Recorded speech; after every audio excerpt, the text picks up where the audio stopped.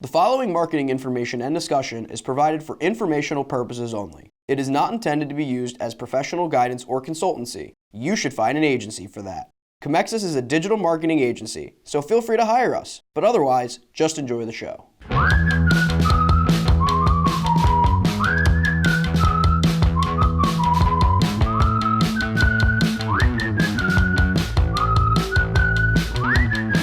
Hello everyone, welcome to The Buyer's Journey by Comexis, a discussion-based podcast on the ever-changing marketing landscape. I'm Matthew McGordy, the social media content producer here at Comexis. And I'm Josh Lyons, the digital marketing coordinator here at Comexis. So this week is a little bit different. There's been a lot of stories the last week or two in regard to podcasts and podcasting. So we decided that this week is going to be Podcasts Week. So we're going to have 4 stories this week that are all about podcasts in various different forms. Today we're going to be talking about some cool things that Google is doing for podcasts. Tomorrow we're going to talk about some of the mobile app usage and podcast listening growth. And then the last 2 episodes are going to be focused on some cool things Spotify is doing for podcast producers in regards to analytics. And then the final episode is going to be some really interesting data about advertising on podcasts. And as we're recording this, a new piece from Variety with Conan O'Brien was talking about some podcast stuff too. So there's a chance we'll talk about that later this week as well. We shall see, however. But first, we're going to be talking today about Google adding playable podcasts directly into search results.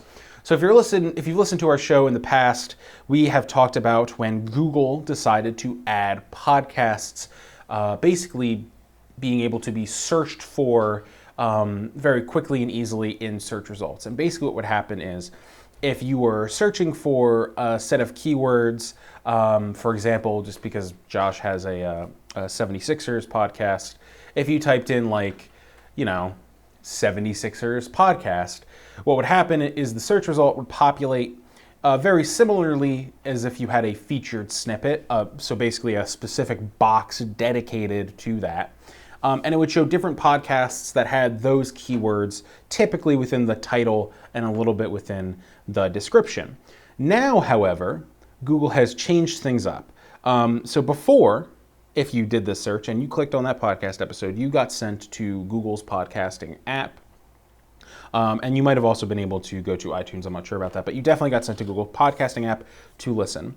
Now, however, they have new little boxes and a new little title that just says podcasts. And in these boxes, you can now listen directly to the podcast in the search results. Saw that one coming. Yeah. So, yeah, I mean, hey, it's a nice little change, but we'll get to that in a second. So Google's blog said, quote, starting today, which was about a week ago, when you're searching for a podcast about a topic on Google, such as, quote, podcasts about Aquafina, end quote, or, quote, Instant Pot recipe podcasts, end quote, we'll show you playable episodes and search results alongside web pages, news, images, and videos.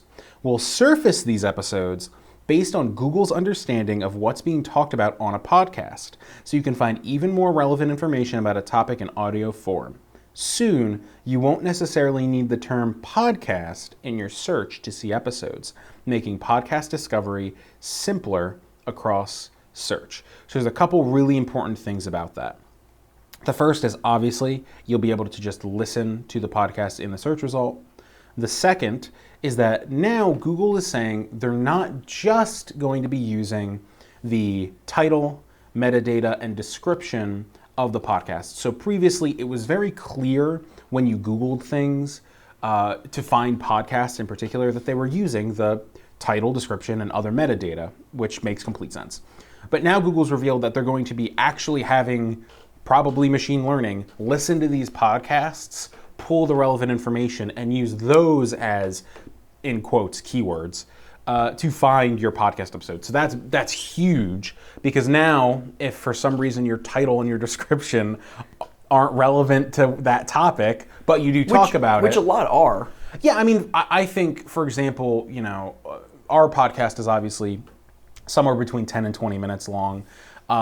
So we typically only cover one topic, but I could easily see like an hour long podcast, a 2 hour long podcast could cover multiple topics. So it makes sense that that's how they'd pull it. Yeah. Yeah, I mean, I've listened to a ton of podcasts where it's a very round table-esque topic after topic they'll talk about, and then the episode will just be named like episode number blank with like a Funny title because it gets people. It's the quick like, oh, this is what we talked about. It was a funny concept. Maybe because I'm all about the comedy stuff. Yeah. So that in that situation, it is no relevance. It's literally episode number and a funny comment that was made that made me think, oh, like this is a topic I'll want to listen to. But it has nothing to do with what the podcast was about specifically. Yeah. So that's where this new update plays in and really benefits them. Yeah, I agree. Google also mentioned that this will eventually be coming to Google Assistant. Here's a quote from them. Later this year, we'll be bringing the same functionality to the Google Assistant and Google Podcasts for web. For example, when you ask the Assistant for a podcast about a certain topic, such as, hey Google, play a podcast about Marie Curie, it will suggest relevant episodes for you. In Google Podcasts for web, you'll be able to search for relevant shows and episodes and listen right there on your computer or phone. And as always, your listening process is synced everywhere, so you can pick up where you left off anywhere you use Google Podcasts, with a little footnote when you're signed into the same account, because I doubt it's going to be that syncable across multiple accounts. So they're basically saying, Google Assistant's coming later. I think that's very powerful. I mean, I think we've seen elements where Google search, specifically voice search, has been very interesting in the ways that you should SEO and do some different tactics to make it so that you appear more on voice search. And obviously we're seeing here, podcasts are going to be the next thing. Like, hey, Google, let me see some podcasts about XYZ. So I think that's really big for podcast listeners, of course, but obviously podcast producers and people who are, bumping in and producing these works and trying to just get noticed, basically. So yeah.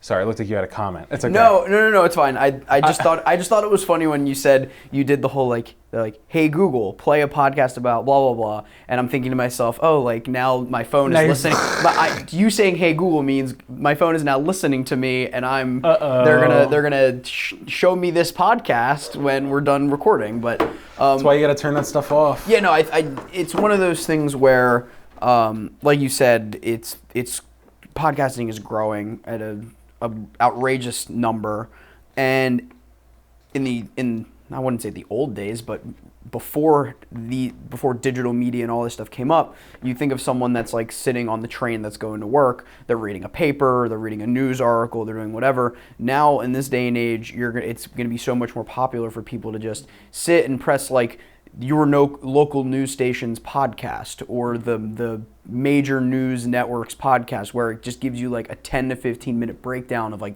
the top news. So you're not holding this big piece of paper. Everyone has their headphones in, they're fully listening. That's where you can take advantage of making your podcast stand out for these users that aren't as technically savvy per se, but you're still going to get them the same type of information that you would whether it's on a paper or on the internet or now through your ears through the podcasting. So yeah, there's a couple additional things I want to mention. I think we're seeing a lot of obviously new avenues for podcasting on multiple platforms. We're seeing, Spotify talking about how podcasting brought them XYZ amounts of additional revenue because of how much they've been pushing it. We're seeing Google now expanding their Google search results for a variety of reasons. The first being people like podcasts. The second being there's money flowing into podcasts, right?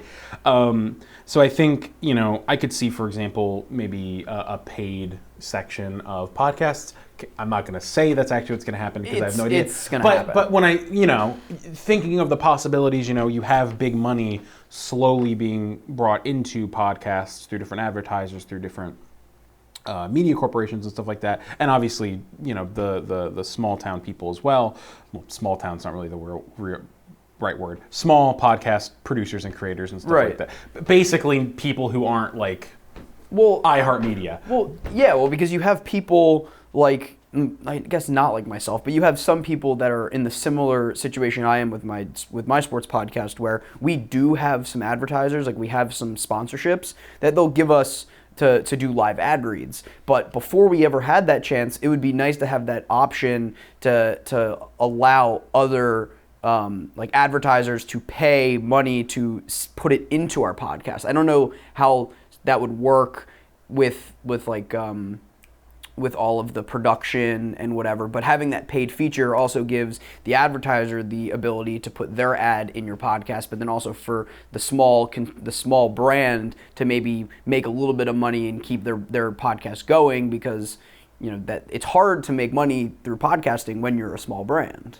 Yeah, I mean, I think that would be.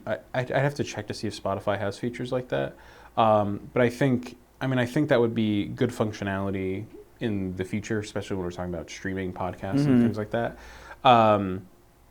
But what I'm mostly talking about is like being able to be found based on your content easier. Right. Because, I mean, for example, like when we were doing searches, the last time Google came out with a search for podcasts, I remember we were trying to find your podcast, which is a 76ers focused sports podcast. Obviously, you guys focus other Philly sports, but that's kind of like your big thing at the moment, right? Right. And every time we searched 76ers or something, you weren't appearing because it was purely metadata description focused. So it was prioritizing things like the 76ers podcast or ESPN or something with 76ers in the name, which is fine. I mean, that makes sense that it would do that. But my point here is I think this is really good because now your podcast might get crawled and Google will now realize, oh, they are a podcast about 76ers and Philly sports, et cetera, et cetera, et cetera. Right? So I just think it's just really excellent stuff for the smaller creators. And then, one thing we also need to talk about is kind of SEO strategy with this, right? So now we obviously know podcast descriptions, titles, metadata is really important. But now how much of your show is affected by wanting to easily be found by search engines? Right. I mean, it's the same thing with blog posts, Blog posts get crawled by Google, and then that determines the quality of your content. Are people now going to be crawling? Are people now going to be editing their podcasts to fit more the way that blogs do? Right. To have XYZ keyword X amount of times, et cetera, et cetera. Well, that's where you just made me think like after every 5 minutes we scream 76ers, and then when they crawl it, or like in the beginning we scream 76ers, 76ers, 76ers, so then it consistently crawls it. But I have a distinct feeling Google's going to be able to find that one really fast. But I mean, obviously, I'm not. We have to see how this crawling continues to work and how good it is right now, because at the moment you do need to search XYZ topic podcast. Right. Google's saying eventually you won't, which I believe, but at the moment you have to do that. So, you are going to be competing with a mix of metadata and description and titles and stuff like that. But I do think that's something to keep in mind, that we could see a shift in, at minimum, the more produced kind of almost like, I don't want to say news-like, but the podcasts with higher production values that are scripted maybe begin changing formats or the way that they speak and stuff in them, because they are now basically getting SEO crawled. Right, and it's good to know now, because in this day and age everyone has a podcast. So while I have a Sixers podcast, there's 50 to 100 other ones. When we're doing a digital marketing podcast, there's a bunch of other agencies and businesses that are doing these type of podcasts. So it's important to know this now, so then we could change around how we discuss and what we talk about specifically for this new update. So when hopefully it crawls us with the voice, it would allow us to jump up and be noticed more, which is nice. Yeah, I agree. And we've talked about in the past about how often a Google search is not actually being led to a website, your website or something, or involves clicking on an ad. We had the whole Rand Fishkin article. We talked about it multiple times on the podcast. But now you have even a higher percentage potentially being able to just listen to it right there. And I'm going to say this, that this is obviously different than you searching for something, Google gives you the answer, and then you don't click anywhere. You're still listening to the podcast even though it's on Google's properties.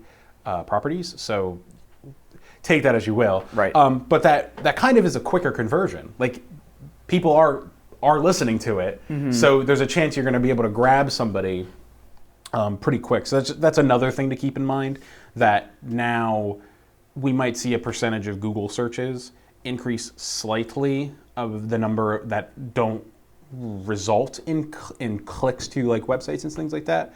But in this case, I think it's actually net positive because you're just getting to the content faster, and you technically are getting a conversion, I would say, through hitting the play button.